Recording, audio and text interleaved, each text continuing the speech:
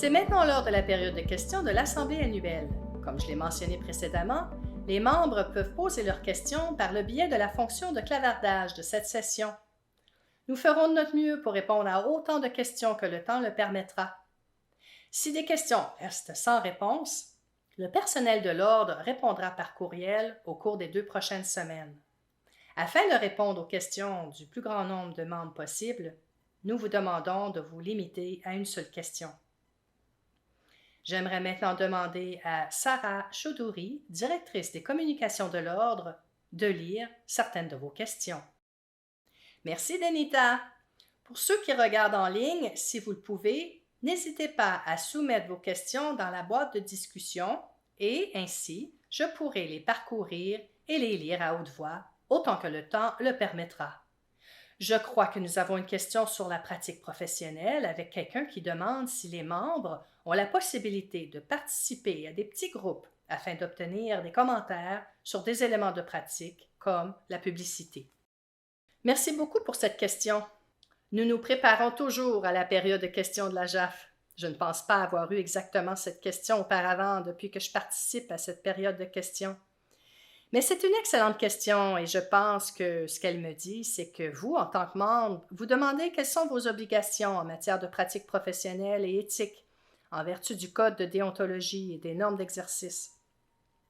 Je tiens vraiment à souligner notre équipe de pratique professionnelle et le soutien qu'elle apporte aux membres pour répondre aux demandes de renseignements sur la pratique, y compris celles concernant la publicité. À l'heure actuelle, il s'agit de demandes de renseignements individuels que les membres et les membres du public peuvent adresser à l'équipe de pratique professionnelle de l'Ordre. Je vous suggère donc de commencer par là en explorant cette question. Merci Lise. Il y a également une question d'un membre, Cathy, qui demande quand les nouvelles normes d'exercice seront complètes ou disponibles. C'est également une excellente question. Merci beaucoup. Nous sommes très heureux de l'intérêt que suscite l'examen des normes d'exercice. C'est un vaste projet en 2 phases, dont la première vient d'être achevée. La première phase des normes d'exercice a consisté en une très large consultation pour recueillir des commentaires.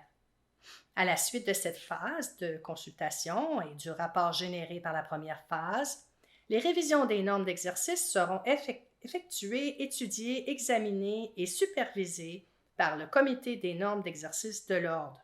Elles feront ensuite l'objet d'un examen juridique et seront de nouveau diffusées avant d'être soumises au Conseil pour approbation finale.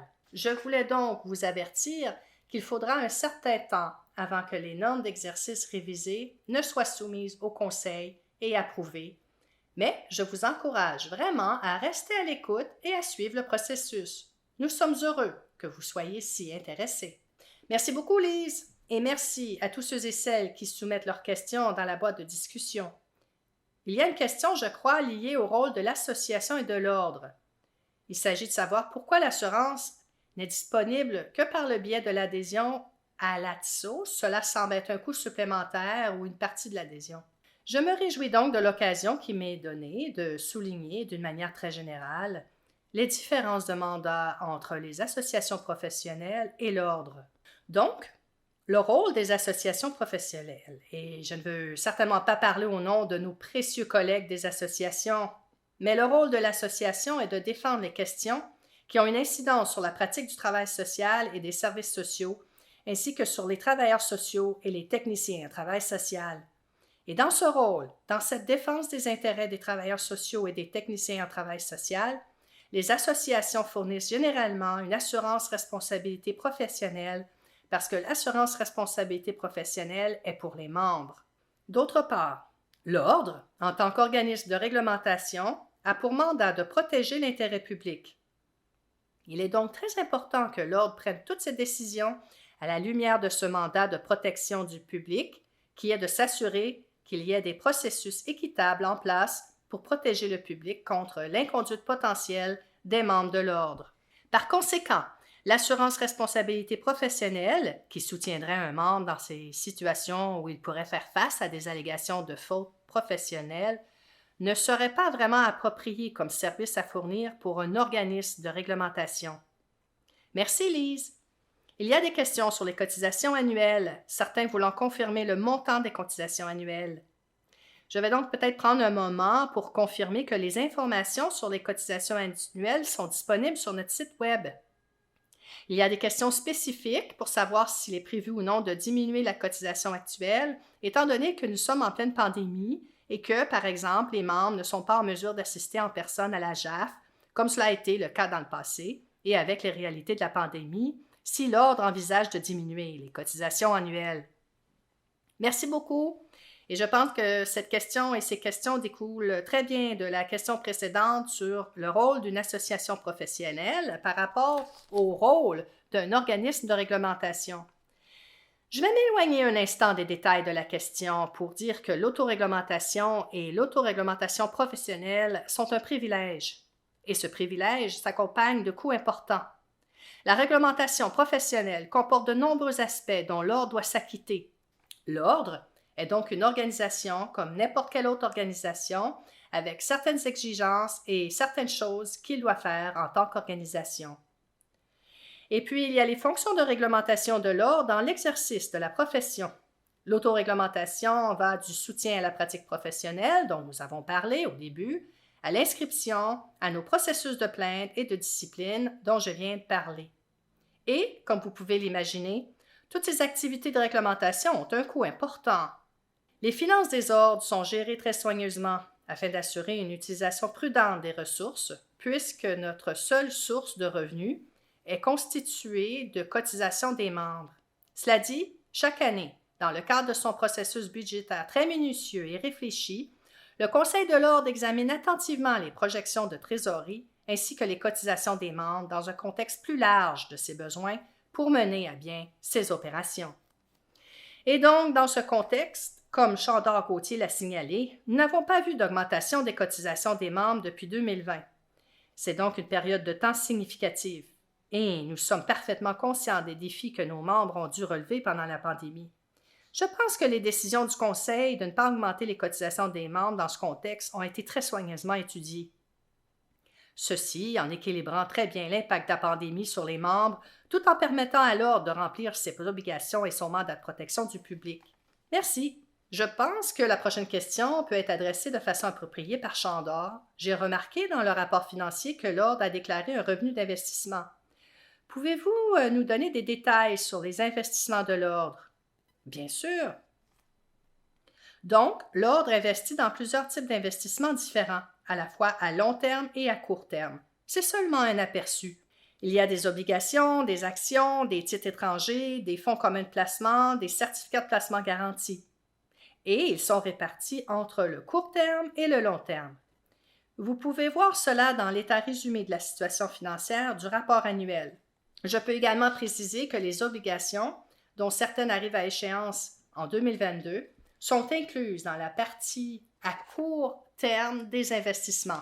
Et la partie à long terme des investissements est constituée d'obligations qui arrivent à échéance de 2023 à 2026. Merci beaucoup. Nous avons une question sur la protection des titres liés à la communication avec les médias. L'Ordre s'engage-t-il auprès des médias afin d'identifier et de rectifier la fausse représentation de la profession par ceux qui prétendent faussement être un travailleur social ou un technicien en travail social? Et c'est une autre question que je suis très heureuse d'entendre parce qu'elle me donne l'occasion de souligner le travail acharné de quelques-uns de nos départements. Donc, comme vous le savez, l'Ordre, en vertu de la législation qui le régit, protège les titres protégés de travailleuses sociales, techniciens, techniciennes en travailleur social, travailleuse sociale inscrite, travailleur social inscrit et technicienne, technicien en travail social inscrit. Et il répond à tous les rapports indiquant quand quelqu'un fait un usage abusif de ce titre. Nous avons donc un processus par le biais de notre département du service des plaintes et de la discipline quand il y a un signalement d'une personne qui utilise l'un des titres protégés sans être inscrite auprès de l'Ordre. Mais en ce qui concerne les médias, le département des communications de l'Ordre surveille également les médias. Nous communiquons avec les journalistes et les médias dans les cas où quelqu'un se dit être un travailleur social ou un technicien en travail social alors qu'il n'est en fait pas inscrit auprès de l'Ordre. Nous profitons de ces occasions, de ces lettres de sensibilisation pour établir une relation avec les médias et les informer sur l'ordre, les titres protégés et le rôle de l'ordre en général. Merci Lise. Il semble qu'il y ait une question de suivi, peut-être liée à la question précédente de Chandor. Comment les membres de l'ordre vont-ils bénéficier de ces investissements? Je ne sais pas si c'est Lise ou Chandor voudrait répondre à cette question. Je pense que je pourrais répondre à cette question car je pense qu'il s'agit d'une question vaste et très importante qui revient encore une fois au rôle de l'ordre. Donc, l'ordre est ici avec son mandat principal de protéger le public. Ce mandat est énoncé dans la loi sur le travail social et les techniques de travail social et est au cœur de toutes les décisions stratégiques prises par l'ordre, y compris ses décisions budgétaires. Le budget annuel de l'ordre est donc soigneusement examiné et approuvé par le Conseil afin que l'ordre puisse mener à bien ses opérations réglementaires. C'est très différent des avantages pour les membres. Des avantages pour les membres sont quelque chose que l'on s'attendrait à voir dans des activités des associations professionnelles plutôt que dans celles des organismes de réglementation. Cela dit, je pense qu'il y a une valeur importante pour les membres à être membres de l'ordre. L'Assemblée annuelle et la journée de formation, les présentations et les consultations sur les pratiques professionnelles sont autant d'exemples de la valeur que les membres retirent de leur inscription à l'ordre. Merci Lise. Il y a une question d'un membre de l'ordre qui demande si l'ordre réglemente ses membres en Ontario. Alors, qui réglemente l'ordre? L'ordre est créé par la loi sur le travail social et les services sociaux. C'est donc au gouvernement que l'ordre doit rendre des comptes par le biais d'un rapport annuel de ses activités et par le biais de la législation qui nous régit. Il y a une question à savoir si oui ou non l'ordre prévoit faire passer un examen annuel dans le futur. Je suppose que cette question pourrait concerner l'accès aux examens d'entrée en exercice. Cela me donne également l'occasion de diriger tous ceux et celles qui n'ont pas été encore là, bien qu'ils doivent y être pour participer à cette réunion, vers notre site Web et plus particulièrement vers notre page sur l'accès aux examens d'entrée en exercice. Il s'agit d'une nouvelle page qui fait suite à la décision prise par le Conseil en septembre 2021 d'approuver la mise en œuvre d'examens d'entrée en exercice.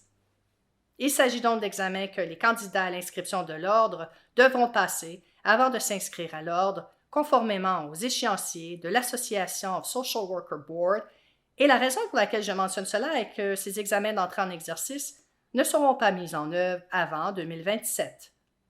Merci Lise. Il y a des questions sur le titre de travailleur social clinique et si l'ordre envisage ou non d'en faire un titre en Ontario, comme il a été introduit dans d'autres provinces.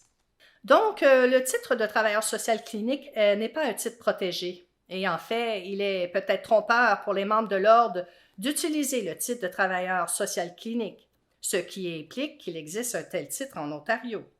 Je me réjouis donc de la question parce que, comme vous le savez, l'acte autorisé de la psychothérapie en Ontario relève du champ d'exercice. Et c'est ainsi pour certains aspects du travail clinique qui sont réglementés. Mais cela dit, le titre de travailleur social clinique n'est pas approprié pour les membres de l'ordre. Ils doivent faire attention à plutôt utiliser les titres travailleur social ou travailleur social agréé. Et là encore, il y a des informations sur le site Web pour parler de cela de manière un peu plus détaillée, si vous cherchez plus d'informations. Je pense qu'il est parfois un peu difficile de comparer les provinces entre elles. Il est vrai que certaines provinces ont une catégorie d'inscription de travailleurs social cliniques, et cette catégorie est définie dans leur législation. Dans notre législation, les titres protégés sont seulement travailleur social et technicien en travail social, travailleur social agréé, technicien en travail social agréé. Merci Lise. Une autre question liée au titre. Celle-ci concerne spécifiquement l'utilisation du titre de psychothérapeute. Il y a quelques membres qui ont fait des commentaires et posé des questions sur les problèmes d'assurance et le fait qu'ils peuvent utiliser le titre de psychothérapeute, mais qu'ils ne peuvent pas le réclamer. Les clients ne peuvent pas le réclamer auprès de leur compagnie d'assurance et ce que l'ordre fait à ce sujet. Donc, encore une fois, les membres qui ont des questions sur l'utilisation appropriée des titres peuvent joindre notre département de pratique professionnelle auquel j'ai fait référence il y a quelques minutes, parce qu'il y a des informations importantes sur le site Web. Notre équipe de pratique professionnelle serait aussi très heureuse de répondre aux spécificités des demandes de renseignement et à l'utilisation appropriée du titre de psychothérapeute. Les questions de couverture d'assurance sont quelque chose qui serait plus approprié de traiter avec les associations professionnelles. Merci. Nous avons une question de suivi concernant les cotisations annuelles. L'Ordre serait-il en mesure d'envisager de changer la date de paiement des cotisations à un autre moment de l'année, car il y a d'autres priorités en décembre? Encore une fois, j'aime cette question et je peux dire que toutes les questions et toutes les considérations liées aux cotisations des membres sont les bienvenues. Nous examinons chaque année la question par le biais du Comité des finances de l'Ordre, puis le Conseil examine les recommandations relatives aux cotisations pour l'année suivante. La question de la date d'échéance, pour ainsi dire, la date de renouvellement, est quelque chose qui a plusieurs parties et qui est assez complexe. Il s'agirait donc d'un changement difficile pour l'Ordre, pour un certain nombre de raisons, mais je prends note de votre question. Nous avons une question sur le travail à distance, et étant donné les coûts élevés des loyers. Nous nous demandons si l'Ordre envisage de déplacer le personnel et l'organisation dans des lieux éloignés. Il est intéressant que nous soyons arrivés à ce point de la période de questions et que nous n'ayons pas encore parlé de COVID. Mais nous sommes ici et nous parlons du fait que nous avons opéré à distance, la plupart d'entre nous, vous en tant que membre de l'Ordre et l'Ordre en tant qu'organisme de réglementation et en tant qu'organisation. Et tout au long de la pandémie, tout d'abord, je suis extrêmement fière de la réactivité de tout notre personnel à pivoter. Et c'est la seule fois que j'utiliserai ce mot. Nous avons pu travailler à distance pendant une certaine période de la pandémie, puis reprendre certaines opérations réglementaires sur place.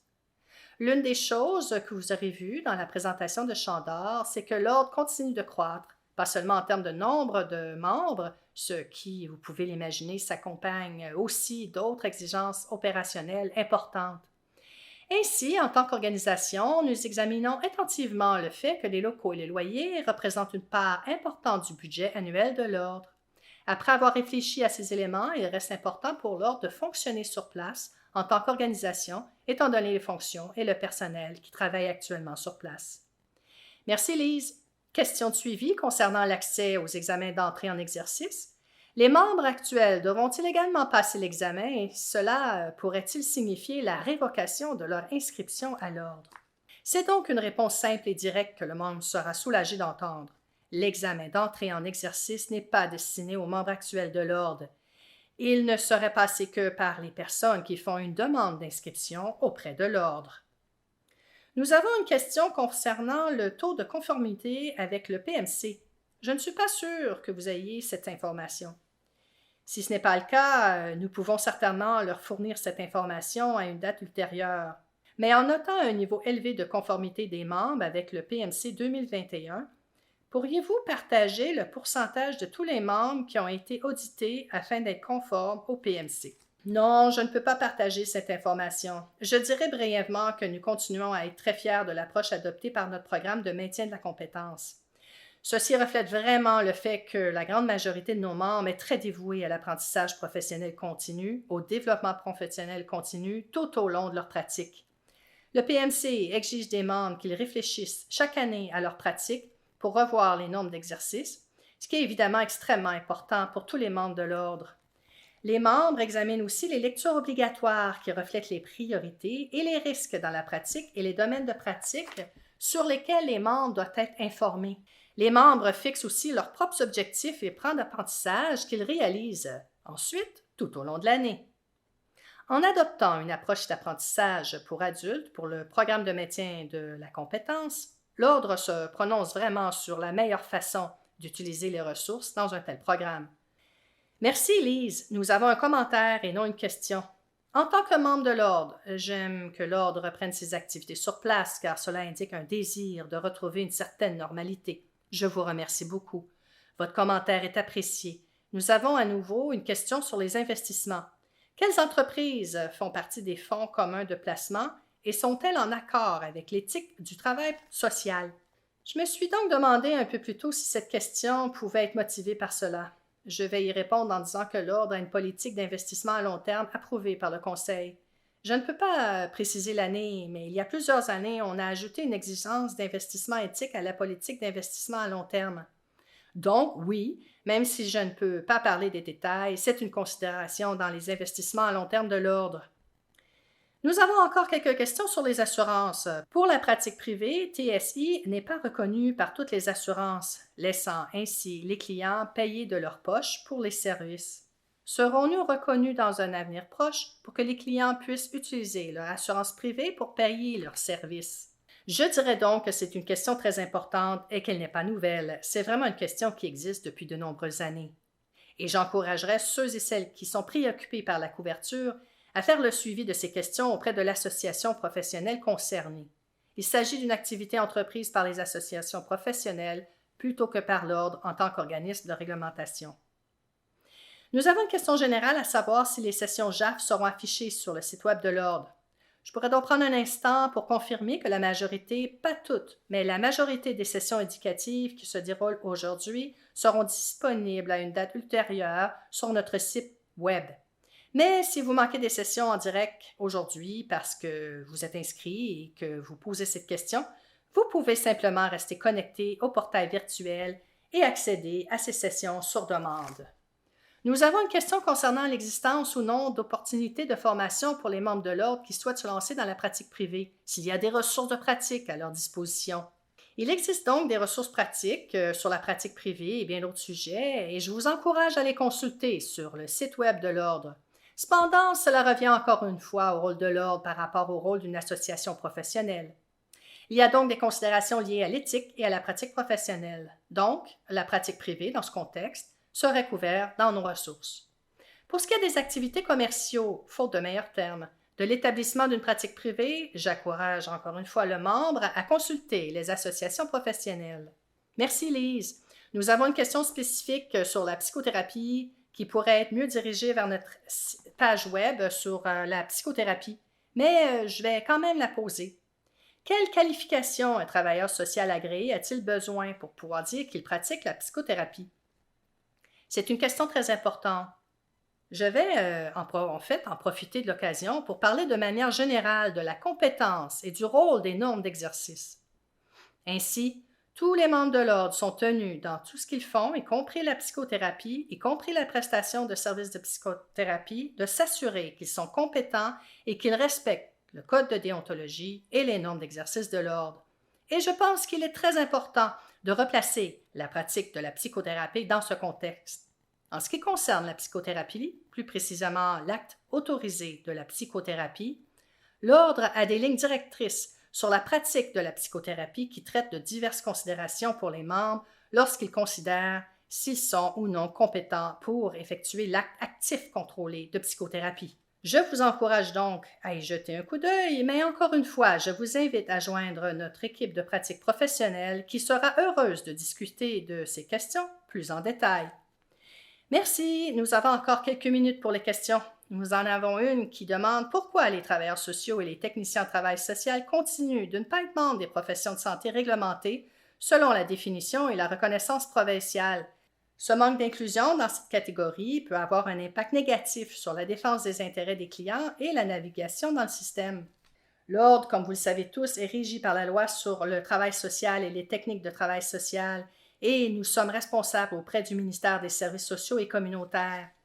Ces décisions concernant quand le travail social et les techniques de travail social seraient réglementées ont été prises, je ne suis pas en mesure d'être précise quant à la date exacte, mais bien avant 1998. Donc, la décision revient à la création de la législation et à la création de l'Ordre par le biais de notre principale législation. Les questions que vous soulevez sur le fait que l'Ordre a manqué des opportunités ou des défis parce qu'il n'est pas considéré comme une profession de la santé et qu'il ne réglemente pas les professions de la santé sont très importantes, car elles montrent l'importance pour l'Ordre de s'engager auprès du gouvernement pour s'assurer que nous sommes en communication non seulement avec notre ministère, mais aussi avec le ministère de la Santé. Parce que bien sûr, plusieurs de nos membres travaillent dans le domaine de la santé et des milieux de la santé et sont touchés par les changements qui pourraient être destinés aux professionnels de la santé réglementés.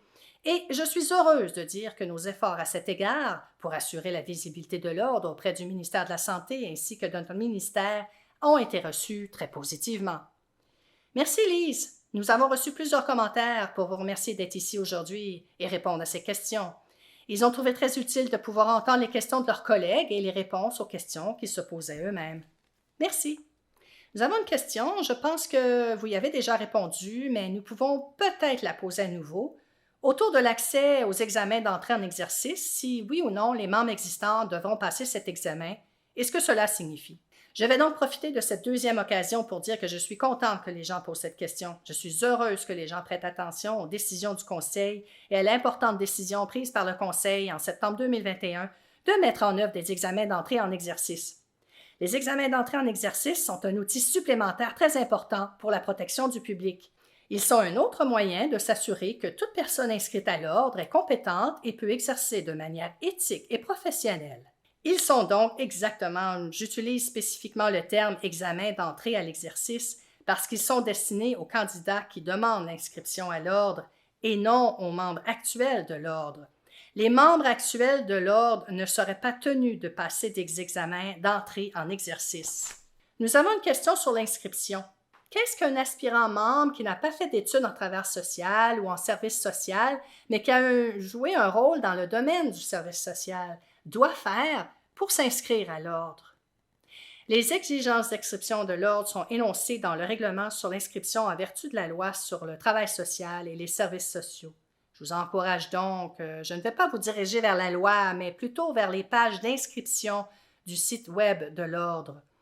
J'encourage en fait tout le monde à lire la loi sur le travail social et les services sociaux. Mais il y a des exigences très spécifiques parce qu'en plus de la voie normale d'inscription auprès de l'ordre, nous avons aussi des équivalents pour l'inscription, c'est-à-dire que le candidat démontre une combinaison de qualifications académiques et d'expérience dans l'exercice du rôle qui serait équivalente à un diplôme en travail social ou en service social. C'est une version très succincte de ce processus. J'encourage le membre, je suppose qu'il s'agit d'un membre, à visiter le site web pour obtenir plus de détails à ce sujet. Merci beaucoup, Lise. Je pense donc que nous allons quitter la période de questions à ce stade. Il y a quelques questions relatives à la pratique qui ont été posées et nous allons nous assurer de joindre notre département de pratique professionnelle afin que ces personnes puissent recevoir des réponses. Je vais donc passer la parole à notre conseil, le président Mukesh. Merci à tous et encore une fois, bonjour. Excellente question et évidemment, excellente réponse. Félicitations à Lise Betteridge et à Chandor Gauthier. Merci beaucoup pour vos réponses si excellentes et complètes aux questions qui ont été posées ce matin. Je tiens à rappeler aux membres de ne pas hésiter à soumettre toute question que vous pourriez avoir en ce qui concerne le soutien que vous croyez que l'Ordre puisse apporter à l'avenir. En tant que conseil et à l'Ordre, nous examinerons certainement ces idées et verrons si nous pouvons y répondre. Ceci conclut donc les affaires à traiter pour cette 22e Assemblée annuelle de l'Ordre. Merci de votre présence et de votre participation. Nous apprécions beaucoup. L'Assemblée est maintenant ajournée.